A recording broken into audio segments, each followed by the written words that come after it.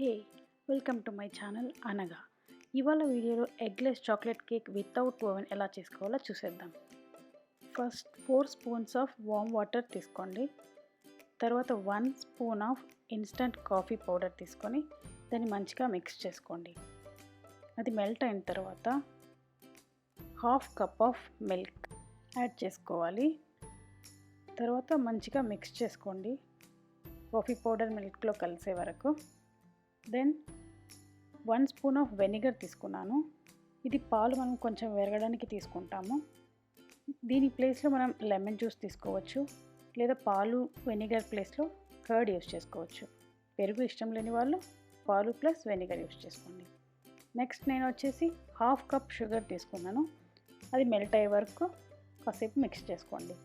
ఆ తర్వాత నేను 4 స్పూన్స్ బటర్ తీసుకొని మిక్స్ చేసుకున్నాను. నేను ఇక్కడ బటర్ అలాగే తీసుకున్నానండి. మీరు బటర్ మెల్ట్ చేసుకొని యాడ్ చేసుకోండి, అప్పుడు మంచిగా మిక్స్ అవుతుంది.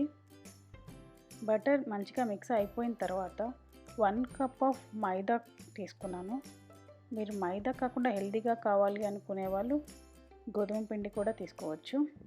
ప్రజెంట్ నేను ఇక్కడ అయితే మైదా తీసుకున్నాను. క్వాంటిటీ వచ్చేసి 1 కప్ మైదా తీసుకున్నాను.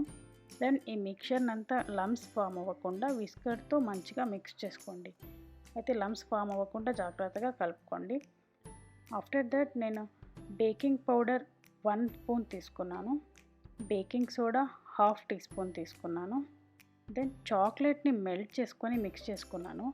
మీరు ఇక్కడ చాక్లెట్ ప్లేస్లో కోకో పౌడర్ తీసుకోవచ్చు, అప్పుడు డార్క్ చాక్లెట్ ఫ్లేవర్ వస్తుంది. ఏదైనా పర్లేదు, either chocolate or cocoa powder add చేసుకొని కొంచెం థిక్ కన్సిస్టెన్సీ వచ్చే వరకు బాగా కలుపుకోవాలి. దీన్ని మనం ఏ బౌల్లో అయితే బేక్ చేయాలనుకుంటున్నామో ఆ బౌల్లోకి ఇప్పుడు దాన్ని షిఫ్ట్ చేసుకుంటాం. సో ఫస్ట్ ఆ బౌల్లోకి షిఫ్ట్ చేసే ముందు ఆ బౌల్కి వచ్చేసి మనం గ్రీస్ చేసుకుందాం. నేను ఇక్కడ బటర్తో గ్రీస్ చేసుకున్నాను.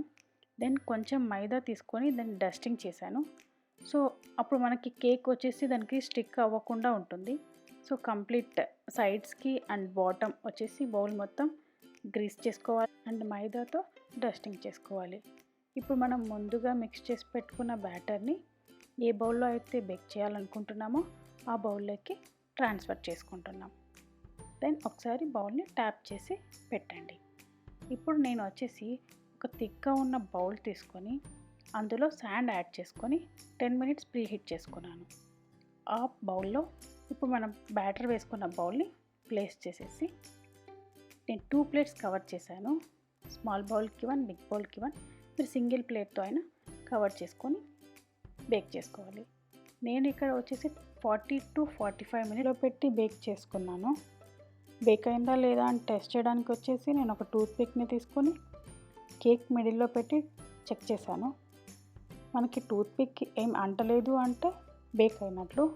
ఇఫ్ అంటింది అంటే ఇంకొక 10 మినిట్స్ ఎక్స్ట్రా బేక్ చేసుకోండి.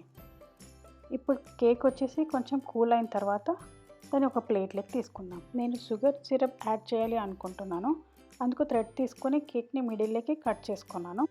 ఈ ప్రాసెస్ ఆప్షనల్. నేను ఇక్కడ 2 స్లైసెస్గా కట్ చేసుకున్నాను. ఇప్పుడు షుగర్ సిరప్ని 2 స్లైసెస్కి అప్లై చేసుకున్నాను.